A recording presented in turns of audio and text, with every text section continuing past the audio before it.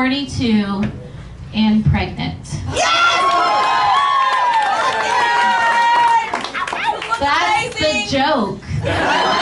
I was a teenager when I had my first son, so I'm pretty good at ruining the best years of my life. I thought I was in early menopause. Nope.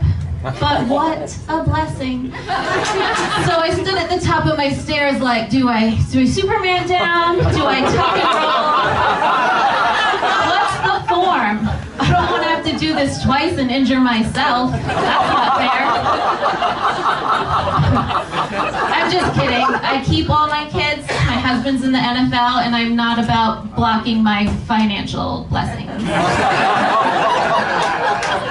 But kids are assholes. My daughter came in when I was changing one day, looked at me and said, "Am I gonna have long boobs like that when I get old?" So I said, "Yes, I hope so. I hope you're fucking stepping on them." I should have tucked and rolled with that one. My favorite people are on the autism spectrum because they get to say whatever they want, whenever they want. It's always the truth, and you can't say anything back, or you're a dick. My brother-in-law's cousin has autism, and he likes to rate women by telling them which Disney princess he thinks they look like. I was with my sister, and we asked him who he thought I looked like. I had long black hair at the time. He says Pocahontas. Yes, thank you. That made my day. I know it's the truth because they don't fucking lie.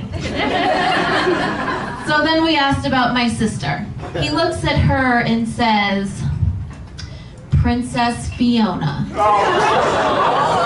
Shrek's wife, the fat green princess. Told her not to wear that green dress. My parents are a lot of fun. When I was 20, my mom told me I was conceived on PCP. When I was 30, I was diagnosed with borderline personality disorder, which is the golden star of mental health issues.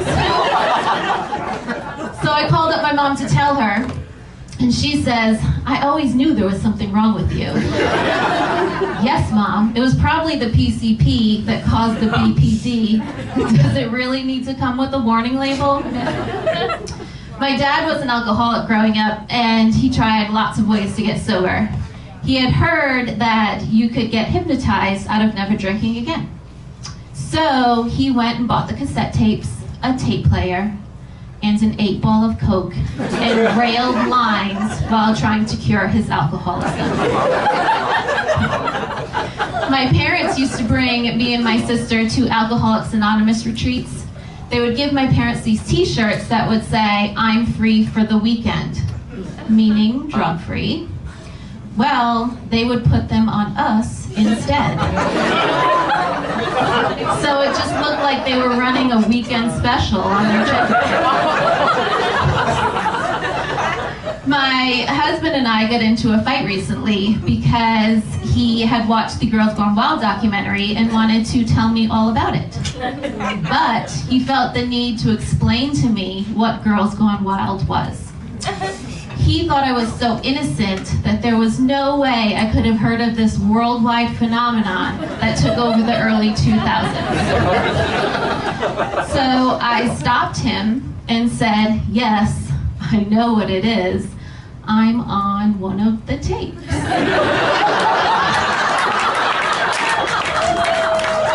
Big mistake. So he said he felt I had been lying to him since the day we met about the type of person I was. I found this reaction wicked confusing because when we met, I was a waitress at Hooters. I was go-go dancing in nightclubs. And I ate ass on the first date.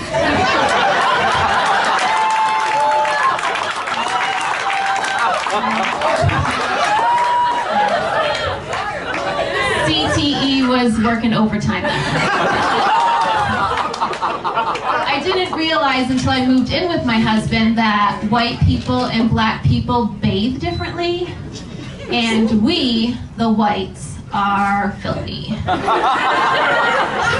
I Googled this topic, and the top hit was, white women don't wash. So I'm thinking I need to be sterilized in more ways than one.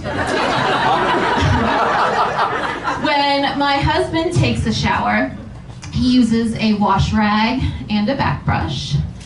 I use my hand, and I don't think I've ever washed my back in my life. Also, us whites only wash from the waist up. Do you wash your legs?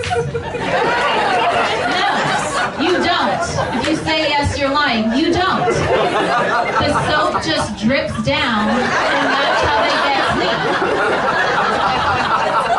It's like going through a car wash and not wanting to pay extra for the tire shine, but when you come out, they're fucking shining anyway.